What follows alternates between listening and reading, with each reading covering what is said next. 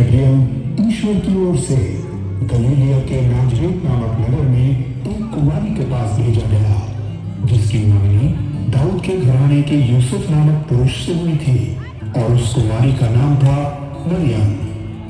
स्वर्गदूत ने उसके यहाँ अंदर आकर उससे कहा, प्रणाम प्रभु की कृपा पात्री, प्रभु आपके साथ है, प्रभु आपके साथ है। वह इन शब्दों से घबरा गई और मन में सोचती रही कि इस प्रमाण का अभिप्राय क्या है।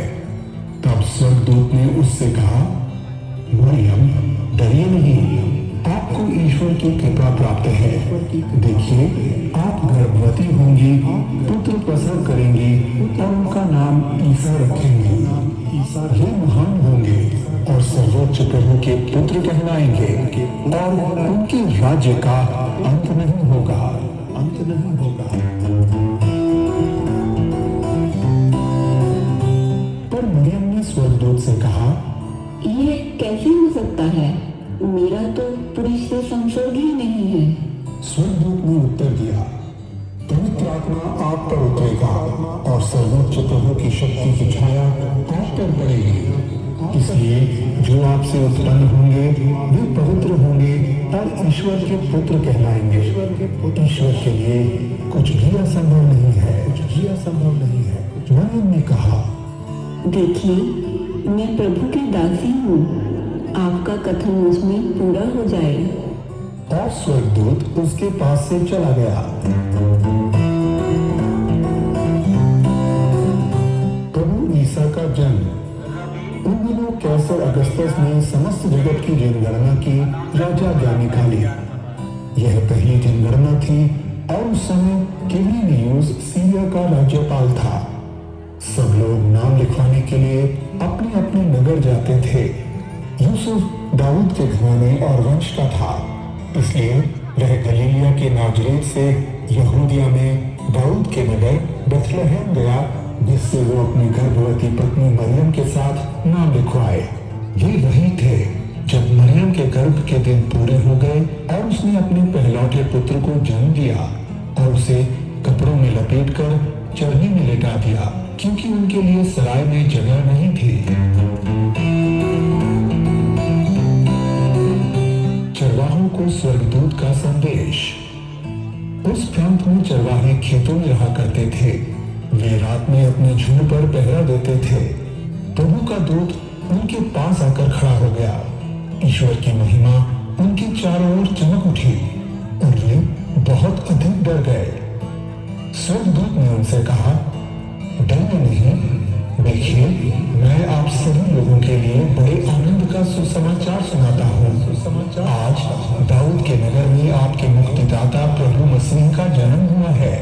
यह आप लोगों के लिए पहचान होगी। आप एक बालक को कपड़ों में लपेटा और चरनी में लिटाया हुआ पाएंगे।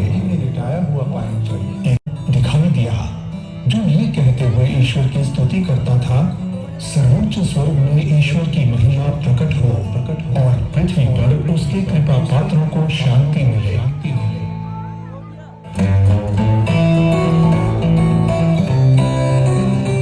चरवाहों की भेंट। जब स्वर्गदूत उनसे विदा होकर स्वर्ग चले गए, तो चरवाहों ने एक दूसरे से ये कहा, चलो हम बेथलेहम जाकर वह घटना देखें जिसे प्रभु ने हम पर प्रकट किया है। वे शीघ्र ही चल पड़े और उन्होंने मरियम, यूसुफ तथा चरनी में लेटे हुए बालक को पाया। जैसा चरवाहों से कहा गया था, वैसा ही उन्होंने सब कुछ देखा और सुना। इसलिए वे ईश्वर का गुणगान और स्तुति करते हुए लौट गए। ज्योतिषियों का आगमन। ईसा का जन्म यहूदिया के बेथलेहम में राजा हेरोद के समय में हुआ था। इसके बाद ज्योतिषी पूर्व से यरूशलेम आए और यह बोले, यहूदियों के नवजात राजा कहाँ हैं? हमने उनका तारा उदित होते देखा। हम उन्हें दंडवत करने आए हैं। यह सुनकर राजा हेरोद और सारा यरूशलेम घबरा गया। राजा ने सब महायाजकों और यहूदी जाति के शास्त्रियों की सभा बुलाकर उनसे पूछा, मसीह कहाँ जन्म लेंगे?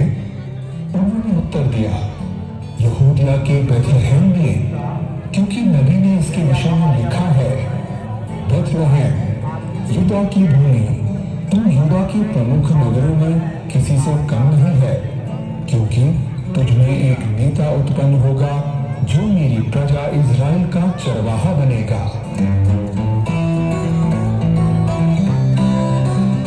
हेरोद ने बाद में ज्योतिषियों को चुपके से बुलाकर उनसे पूछताछ कर यह पता लगा लिया कि वह तारा ठीक किस समय उन्हें दिखाई दिया था। फिर उसने उन्हें बेथलेहम भेजते हुए कहा, जाइए बालक का ठीक ठाक पता लगाइए और उसे पाने पर मुझे खबर दीजिए, जिससे मैं भी जाकर उन्हें दंडवत करूं। वे राजा की बात मानकर चल दिए। उन्होंने जिस तारे को उदित होते देखा था वह उनके आगे आगे चलता रहा और जहां बालक था उस जगह के ऊपर पहुंचने पर ठहर गया। वे तारा देखकर बहुत आनंदित हुए। घर में प्रवेश कर उन्होंने बालक को उसकी माता मरियम के साथ देखा और उसे साष्टांग प्रणाम किया। फिर अपना अपना संदूक खोलकर उन्होंने उसे सोना, लोबान और गंधरस की भेंट चढ़ाई।